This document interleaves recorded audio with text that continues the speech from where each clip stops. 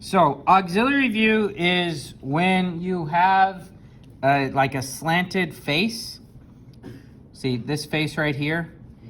In the top view, it's squished. We can already see that it's longer than it really is. You can see the actual full length of it, but it's foreshortened in this view. And in fact, if we were to draw the right side view, you would see it even more foreshortened. So I'm gonna draw the right side view so you have an idea of how projection works. So what we have is kind of looks like there's like an octagon, and they cut the right side of the octagon off, and then they gave it like a chisel face, like a chisel slant cut. Either way, you've got this 6-sided shape and a diagonal cut on it. And we are going to draw it. Go ahead. And complete the right side first. So we have the top view, we have the front, and we're missing the right. And the way that we solve the right is the same way that we're going to approach, drawing the rest of it. In order to draw the right, I'm going to take lines from the front view, and I'm just going to project these edges over. You can't see it from the isometric view or the top view, but you can see the dotted line. There's like a diagonal face here. So this is the bottom edge of it. It basically should line up to the graph paper at the bottom.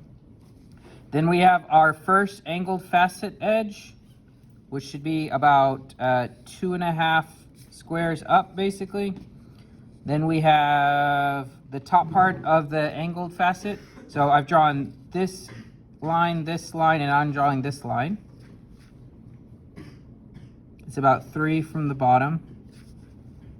And then I'm going to draw the top edge, which if you look at it, it doesn't reach the top edge there.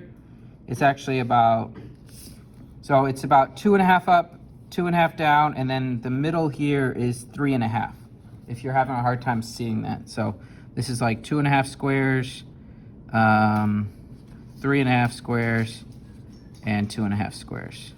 If you're having a hard time seeing where the projected lines are going. This would be the back edge. So altogether, the whole thing is, that'd be 8.5 tall. The next thing I need to know is, well, how far out to the left do they go before they turn? So we can see from the top view that number. We can tell from here it's half, and then 1.5, 2.5, 3.5, 4. So it's 4 units here. And then we have 2.5 units out here. Those measurements are what I'm going to use to draw my right side. I need to go out 4 units. 1, 2, 3, 4. And this, like right here, that's 4. And then 2.5 more for the middle.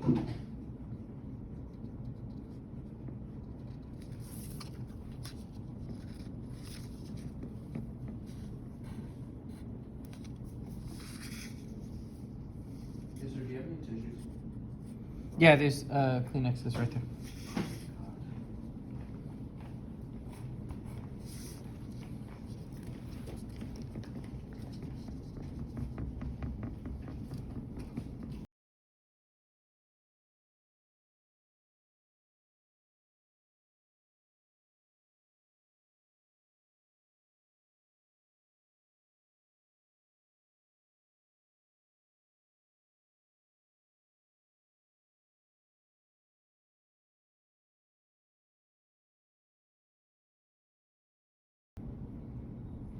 And there wouldn't be any hidden lines from that view.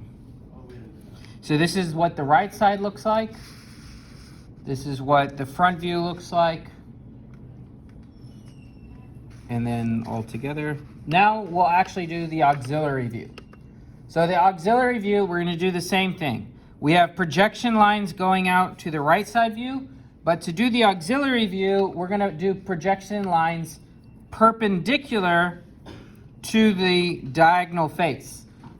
This is the only way to get the true shape, what the true look would be. So I'm going to send a projection line out from each one of those.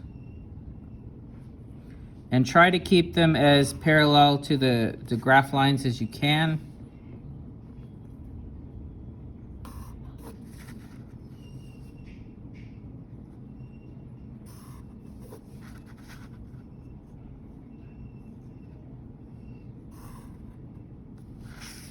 I'm kind of making them darker than they need to be just so that they pick up well on the camera.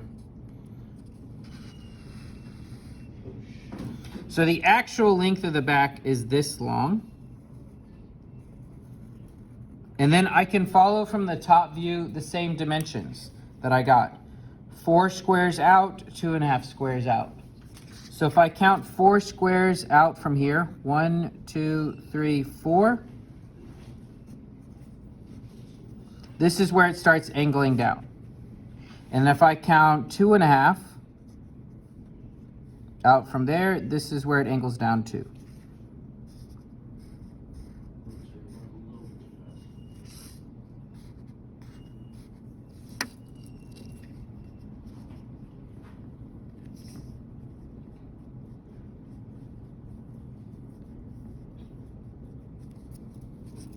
I should have a straight portion that goes down to the next line that I'm meeting, and then it angles back.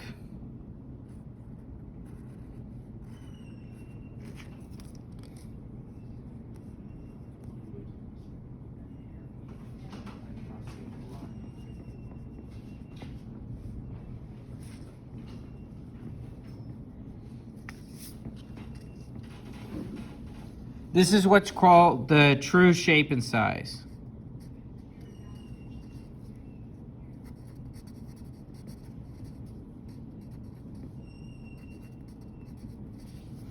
This shape right here is if I took this block and I faced just, what does this look like?